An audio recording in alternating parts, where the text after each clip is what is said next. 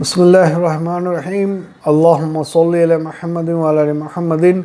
کما صلیت علی ابراہیم وعلی آل ابراہیم انک حمید مجید اللہم بارک علی محمد وعلی آل محمد کما بارکت علی ابراہیم وعلی آل ابراہیم انک حمید مجید۔ بسم اللہ الرحمن الرحیم۔ حیات الصحابہ کے درس میں ہم نے اب تک کہ اللہ کے نبی صلی اللہ علیہ وسلم کے بارے میں جو اللہ تبارک و تعالیٰ نے قرآن پاک میں جو فرمایا ہے ہم نے سنے ہیں۔ انشاءاللہ اب ہم آگے آپ کے صحابہ کے بارے میں جو اللہ تعالیٰ نے تذکرہ کیا ہے قرآن شریف میں اس کو سنیں گے۔ بسم اللہ الرحمن الرحیم۔ عطا بن یسار کہتے ہیں کہ میں حضرت عبداللہ بن عمرو بن العاص رضی اللہ عنہ سے ملا تو میں نے ان سے کہا کہ مجھے حضور صلی اللہ علیہ وسلم کی وہ صفات بتائیں جو تورات میں آئی ہیں۔ انہوں نے فرمایا بہت اچھا، خدا کی قسم تورات میں بھی آپ کی وہی صفات بیان کی ہیں جو قرآن مجید میں ہیں۔ قرآن سے پہلے جو بھی پہلی کتابیں آئی ہیں جس میں حضور صلی اللہ علیہ وسلم اور صحابہ کا تذکرہ تھا، انشاءاللہ ہم وہ بات سن رہے ہیں آج کے درس میں انشاءاللہ۔ تورات میں ہے اے نبی ہم نے آپ کو گواہ اور بشارت دینے والا اور ڈرانے والا اور امیوں کی حفاظت کرنے والا بنا کر بھیجا ہے۔ آپ میرے بندے اور میرے رسول ہیں۔ میں نے آپ کا نام متوکل رکھا ہے، نہ آپ سخت گو ہیں نہ سخت دل، نہ بازاروں میں شور کرنے والے ہیں اور نہ آپ برائی کا بدلہ برائی سے دیتے ہیں بلکہ آپ درگزر سے کام لیتے ہیں، اور اللہ تعالیٰ آپ کو اس وقت دنیا سے اٹھائیں گے جب کہ آپ لوگ لا الہ الا اللہ کہہ کے ٹیڑھے دن کو سیدھا کر لیں گے۔ ان کے ذریعے سے اللہ تعالیٰ اندھی آنکھوں کو اور بہرے کانوں کو اور پردہ پڑے ہوئے دلوں کو کھول دیں گے۔ آمین یا رب العالمین۔ حضرت وہب بن منبہ بیان فرماتے ہیں کہ اللہ تعالیٰ نے زبور میں حضرت داؤد علیہ السلام کو یہ وحی فرمائی کہ اے داؤد تمہارے بعد ان قریب ایک نبی آئے گا جس کا نام احمد صلی اللہ علیہ وسلم اور محمد صلی اللہ علیہ وسلم ہوگا، وہ سچے اور سردار ہوں گے۔ میں ان سے کبھی ناراض نہیں ہوں گا اور نہ ہی وہ مجھے کبھی ناراض کریں گے، اور میں نے ان کی اگلی پچھلی تمام لغزشوں کرنے سے پہلے ہی معاف کر دی ہیں، اور آپ کی امت میری رحمت سے نوازی ہوئی ہے، یعنی جو امت میں ہم لوگ ہیں صحابہ سے لے کے ہم لوگ اور قیامت تک آنے لوگ، اس کے بارے میں اللہ تبارک و تعالیٰ فرما رہے ہیں۔ آگے سنتے ہیں۔ میں نے ان کو وہ نوافل عطا کی ہیں جو انبیاء کو عطا کیے، اور ان پر وہ چیزیں فرض کی ہیں جو انبیاء اور رسولوں پر فرض کی، یہاں تک کہ وہ قیامت کے دن میرے پاس اس حال میں آئیں گے کہ ان کا نور انبیاء کے نور جیسا ہوگا۔ اللہ تعالیٰ نے یہاں تک فرمایا کہ اے داؤد میں نے محمد صلی اللہ علیہ وسلم کو اور آپ کی امت کے تمام امتوں پر فضیلت دی ہے، کہ میں نے آپ صلی اللہ علیہ وسلم کو اور آپ کی امت کو تمام امتوں پر فضیلت دی ہے۔ اللہ سمجھنے کی توفیق عطا فرماوے، یقین کرنے کی اور دل میں بٹھانے کی توفیق عطا فرماوے۔ چلیے آگے بڑھتے ہیں۔ حضرت عبداللہ بن عمرو رضی اللہ عنہ نے حضرت کعب رضی اللہ عنہ سے فرمایا کہ مجھے حضور صلی اللہ علیہ وسلم اور آپ کی امت کی صفات بتائیں۔ انہوں نے فرمایا کہ میں اللہ تعالیٰ کی کتاب تورات میں ان کی یہ صفات پاتا ہوں کہ محمد صلی اللہ علیہ وسلم اور ان کی امت اللہ کی خوب تعریف کرنے والے ہیں، اچھے برے ہر حال میں الحمدللہ کہیں گے، اور چڑھائی پر چڑھتے وقت اللہ اکبر کہیں گے، اور نچائی پر اترتے ہوئے سبحان اللہ کہیں گے۔ ان کی اذان آسمان فضا میں گونجے گی۔ وہ نماز میں ایسی دھیمی دھیمی آواز سے اپنے رب سے ہم کلام ہوں گے جیسے چٹان پر شہد کی مکھی کی بھن بھناٹ ہوتی ہے، اور فرشتوں کی صفوں کی طرح ان کی نماز میں صفیں ہوں گی، اور نماز کی صفوں کی طرح ان کے میدان جنگ میں صفیں ہوں گی، اور جب اللہ کے راستے میں جہاد کے لیے چلیں گے تو مضبوط نیزے لے کر فرشتے ان کے آگے اور پیچھے ہوں گے، اور جب وہ اللہ تعالیٰ کے راستے میں صف بنا کر کھڑے ہوں گے تو اللہ تعالیٰ ان پر ایسے سایہ کیے ہوں گے۔ حضور صلی اللہ علیہ وسلم نے اپنے ہاتھ سے اشارہ کر کے بتایا جیسے کہ گیدڑ اپنے گھونسلوں پر سایہ کرتے ہیں اور میدان جنگ میں سے لوگ کبھی پیچھے نہیں ہٹیں گے۔ حضرت کعب رضی اللہ عنہ سے اسی جیسی ایک اور روایت میں بھی منقول ہیں، جس کا مضمون یہ ہے کہ ان کی امت اللہ کی خوب تعریف کرنے والی ہوگی، ہر حال میں الحمدللہ کہیں گے اور ہر چڑھائی پر چڑھتے وقت اللہ اکبر کہیں گے۔ اپنی نماز میں اوقات کے لیے سورج کا خیال رکھیں گے اور پانچوں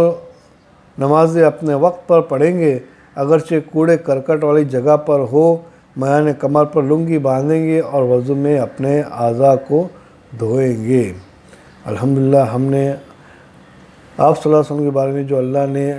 زبور میں، تورات میں جو دیے، ہم نے تورات میں سنے، ابھی زبور کے واقعہ ہم نے سنے۔ آپ صلی اللہ علیہ وسلم کی صفات کے بارے میں انشاءاللہ آگے کے حدیث آئیں گی، آگے کے درس میں۔ اللہ تعالیٰ کہنے سنے سے زیادہ عمل کی توفیق عطا فرمائے کہ اللہ رب العزت نے ہم کو کتنا بڑا مقام دیا ہے، کتنی بڑی عزت دی ہے، کتنا بڑا شرف بخشا ہے کہ ہم کتنے بڑے نبی کی امتی ہیں، اور اللہ نے ہم کو کتنا بڑا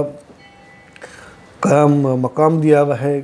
مگر میرے دوستوں بزرگوں، اس بات کی بڑی افسوس ہے کہ آج امت اتنا بڑا مقام کو نہ سمجھ پا رہی ہے، سمجھنے کے بعد اس پر عمل نہیں کر رہی ہے، اس کی فکر نہیں کر رہی ہے کہ اپنے آپ کو کیا سے کام کو کرنا چاہیے، تو ہم کیا کر رہے ہیں، کہ اللہ نے ہم کو کیسے کیسے ہماری صفات بیان کی، کس کو داؤد علیہ السلام کو جو ہم سے کئی سالوں پہلے گزر چکے ہیں، ہمارے امت آپ صلی اللہ علیہ وسلم کی صفات کے ساتھ اس امت کی بھی جو صفات بتائی ہیں کہ ان کی چڑھائی پر چلتے وقت کیا پڑھیں گے، اترتے وقت کیا پڑھیں گے، اور نماز 5 وقت کی کیسے فکر رکھیں گے ان کی۔ میرے دوستو بزرگ، آج اسی کی کمی ہم ہر جگہ نہ دیکھ رہے ہیں کہ نماز جاری مسجدیں خالی پڑ رہی ہیں، ویران پڑ رہی ہیں۔ اس کو محنت کرنے والا گنے چنے لوگ ہوتے ہیں جو محنت کرتے ہیں اس کو آباد کرنے کی، لیکن پورا مجمع آج کہاں ہے؟ مسجدوں کے باہر بیٹھا ہوا ہے، بازاروں میں بیٹھا ہوا ہے، شور مچور کر رہا ہے، مگر ان کو 5 وقت تو کیا 1 وقت کی نماز کی بھی توفیق نہیں ملتی۔ تو اس کی فکر کرنی ہے تاکہ لوگوں کو اللہ کے دین کی 5 وقت کی فکر ہو جاوے، ایمان کی فکر ہو جاوے اور اپنے مقام پہچاننے والے بن جاوے۔ اس امت کی سب سے بڑی کمی یہی ہے کہ اپنے مقام کو نہیں پہنچان سکی کہ اللہ نے کیا مقام دیا تھا، اس مقام کے حساب سے اپنے کو کیسے بنانا تھا۔ مگر آج بنا رہے ہیں تو کیا بنا رہے ہیں؟ دنیا کے ہر چیز کو اپنے لیے بنا رہے ہیں، دنیا کے ہر مقام کو اپنا اونچا سمجھ رہے ہیں، مگر آخرت کے اللہ کے دیے ہوئے مقام کو نہیں سمجھے، اس کو نہیں سمجھ سکے ہیں۔ اللہ ہم سب کی حفاظت فرمائے کہ اگر ایسا حال رہا تو ہمارا کیا حال ہوگا، کہ دنیا میں تو ہم آج نہیں تو کل، کل نہیں تو پرسوں نہیں تو نرسوں ہم اللہ کے پاس چلے جائیں گے۔ تو دنیا کی کمائی ہوئی چیزیں زمین کے اوپر رہ جائے گی، زمین کے اندر نہیں جائے گی،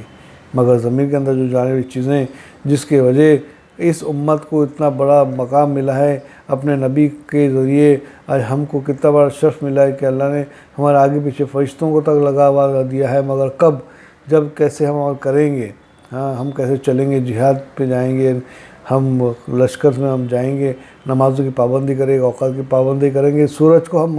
نماز کے واسطے ہمیشہ دھیان میں رکھیں گے کہ وقت کو ہم پہچاننے والے ہمیشہ رہیں گے، تب جا کے وہ مقام ہم کو حاصل ہوگا۔ لیکن آج اپنے مقام کو بھول کر ہم ناکامی کی طرف دنیا میں بسر کر رہے ہیں اپنی زندگی،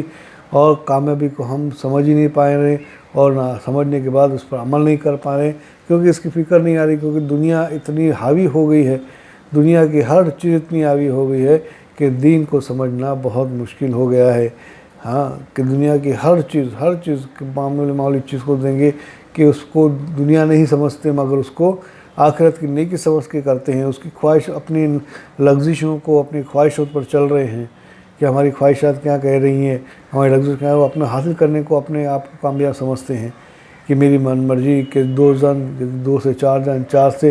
10 جن جو تعریف کریں وہ چیز کو حاصل کرنا اپنے آپ کو کامیاب سمجھتے ہیں۔ میرے دوستو بزرگوں، کہ ہم سب اس کے اندر ملوث ہیں، بچے کیا ہوں، عورتیں کیا ہوں، بوڑھے کیا ہوں، مرد کیا ہوں، جوان عورتیں کیا ہو، کہ ہر کوئی جو ہے اپنے آپ کو بس دنیا کی شان و شوکت کو حاصل کرنے میں کامیابی سمجھ رہا ہے۔ ہم اپنے آپ کو کہ اللہ کے نبی نے ہمیں کیا تعلیم دی ہیں، اللہ کے نبی صلی اللہ علیہ وسلم نے کیا دنیا کو نکال کر کس طریقے سے صحابہ رضی اللہ عنہ کی زندگی میں پورا یقین ملبس مقام میں، کیسے ایک مقام میں آپ نے اللہ کے نبی صلی اللہ علیہ وسلم نے صحابہ کی زندگی کو ابھارا تھا کہ کیسے دنیا نکالی تھی، جہاں دنیا کی کامیابی دکھ رہی تھی تو آپ نے آخرت دکھا کر کے دنیا کو ہٹایا تھا۔ میرے دوستوں بزرگوں، آج اسی کی کمی ہے کہ ہم بھی کس طرح انداز میں آخرت کے ایک ایک چیز کو سمجھنے والے بن جاوے، اور امت کس طرح سے آخرت کے ایک اعمال کو کرنے والا بن جاوے، تاکہ سارے لوگ دنیا کی جو نفسانیت کے ذریعے دنیا کی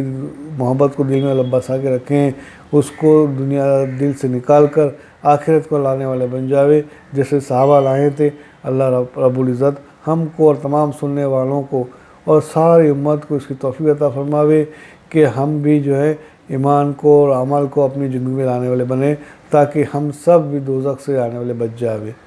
ہے نا۔ اسی لیے یہ فکر ہے، محنت ہے کہ